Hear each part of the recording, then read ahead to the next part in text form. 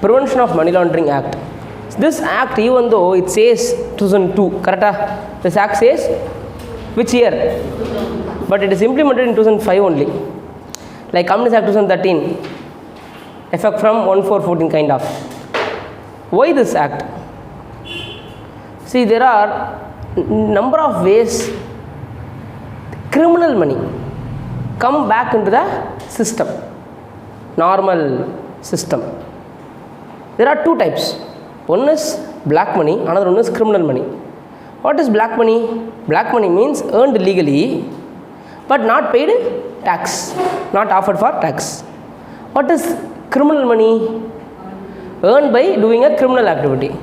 For example, selling arms and ammunition by a private party without any license, doing unlawful terrorist activities, okay, getting money or giving money for it, selling this tiger skin, horn, deer horns, wildlife, selling redwood trees, selling redwood trees, sandal trees without forest permission. Like that, there are so many offenses from which you can earn money. For example, narcotics, huge money is involved, drugs. So all this are called criminal activity. So earning money and investing in the property, that's called proceeds of crime. Proceeds means earning money, right? Investing in the property. There are two things involved here. So if the property gives another property, that is also covered. Okay. Then, sir, I cannot keep it in the bank account. This criminal money, if I put deposit in the bank, obviously source will be questioned. So what I will do, I will try to do something by which I will get back this money legally. For example, I will go to a real estate broker and I will ask him, sir, I want to buy one land where I am ready to pay market value, but in the papers it should be only in the guideline value. So market value will be 3 times more than the guideline value generally. Okay. So in paper I will register for the guideline value, but I will pay the balance amount in the cash form. Later, after maybe 6 months or 7 months, I will sell the property in the market value and I will get entire amount in check form, white form. So what happened? You sold the property almost the same value of the purchase price, but the purchase price as shown in the document is far lesser than the purchase price actually you paid. But what happened? Sir, I am not earning anything. Okay, but my criminal money became white money now. I am ready to pay tax also. Short-term capital gains I am ready to pay. But the problem is, for me, the source is the problem. Then you can ask, sir, initially you invested, no, and the document you put some amount. For that amount you should show the source. Yes, I should show the source. At least for that amount I should show the source. Can you able to understand? So what they will do? They will tell they did some business and they earn some profits, kind of. So the 4480 and all they will use. 8%, 9% they will offer and they will tell I got this source.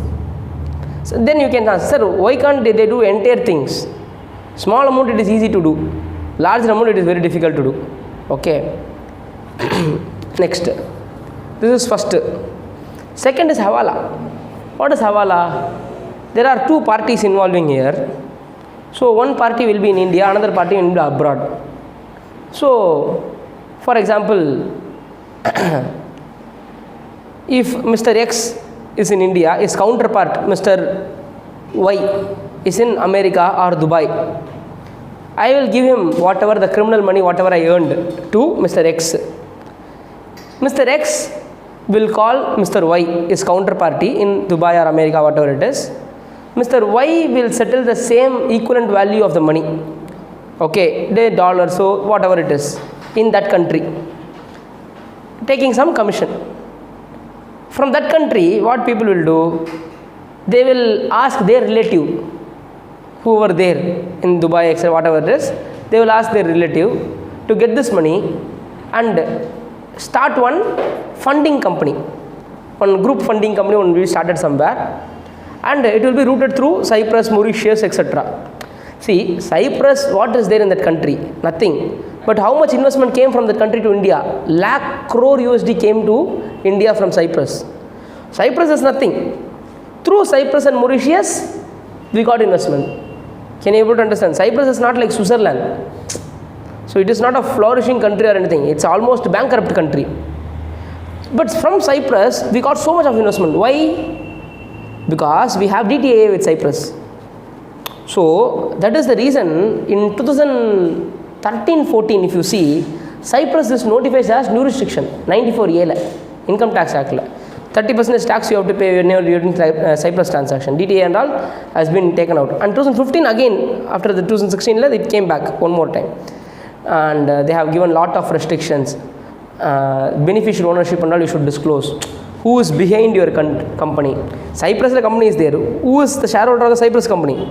If that is another company, who is the shareholder of that company? I want the natural person. If you are okay with that, will you disclose it to me? That's what India asked. Cyprus told, okay, I will disclose it to you. Please, sir. So this is Hawala. One more. Hawala means what? Counterparty will be there and you can route out. Shivaji film, like you can see, no? Hawala, those things. So we will call this as a splitting the money. When I get money, more criminal money, I will put in pockets, small pockets. Layering, I will give to so many people.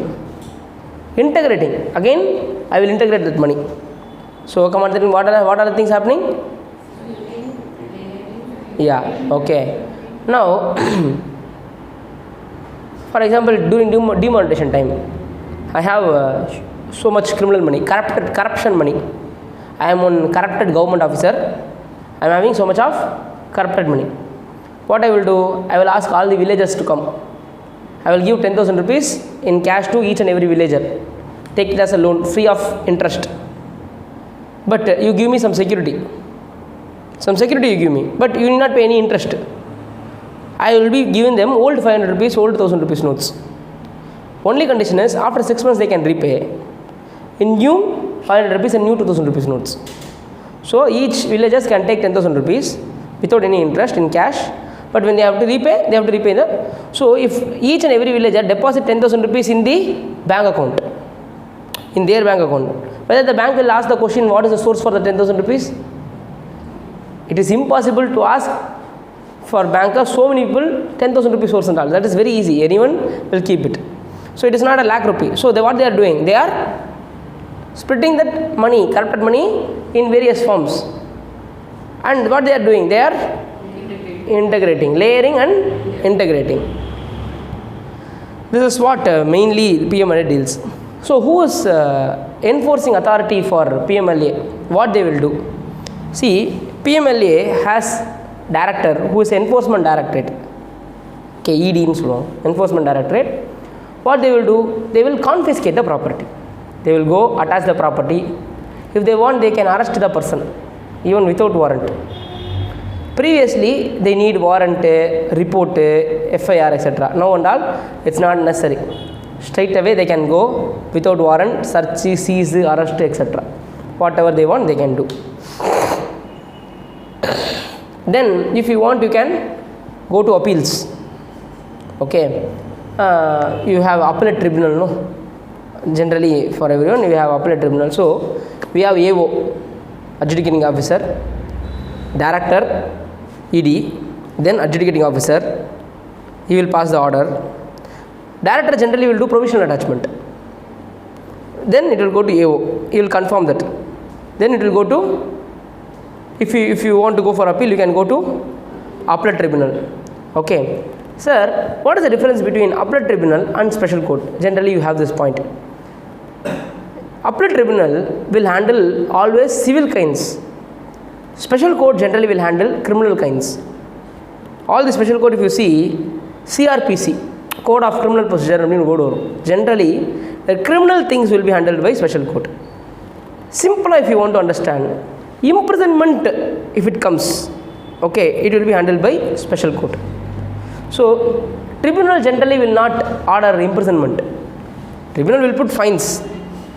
Special court has a option of putting fines as well as imprisonment. And if you want to go to appeal against a special court order, you can go to appeal to High Court. Okay, so this is what the PMLA structure. So basically, there is something called predicate offence. Predicate offence. There are three schedules of offence. Part A, Part B, Part C. There are 3 schedules. In that, Part A should be the main concentration. In Part A,